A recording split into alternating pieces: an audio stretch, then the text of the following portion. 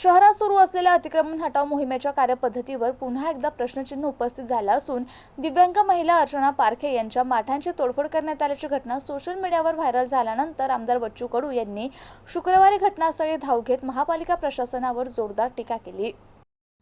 महापालिकेच्या पथकानं अतिक्रमण हटाव मोहिमेदरम्यान पारखे यांच्या माठांवर बुलडोझर चालवल्याने त्यांच्या कुटुंबासमोर उपजीविकेचा प्रश्न निर्माण झालाय। या घटनेनंतर परिसरात संतापाची लाट उसळली असून कारवाईच्या निकषांबाबत नागरिकांकडून नाराजी व्यक्त होतीये।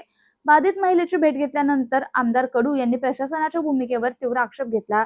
गरीब आणि हातावर पोट असलेल्या लोकांवर कारवाई करताना प्रशासन तातडीनं धडक मोहीम राबवते, मात्र मोठ्या आणि प्रभावशाली अतिक्रमणधारकांवर कारवाई करण्याची हिंमत का दाखवली जात नाही? श्रीमंतांसाठी अधिकाऱ्यांनी हातात बांगड्या घातल्यात का, असा संतप्त सवाल त्यांनी उपस्थित केला। यावेळी त्यांनी दिव्यांगांसाठीच्या योजनांबाबतही नाराजी व्यक्त केली। गेल्या काही वर्षांपासून दिव्यांग बांधवांसाठी राखीव निधी प्रत्यक्ष लाभार्थ्यांपर्यंत पोहोचलेलाच नाही। अनेक योजना केवळ कागदोपत्रीच राहिल्या असून प्रशासनानं या घटकांकडे गंभीर दुर्लक्ष केलंय, असा आरोप त्यांनी केला।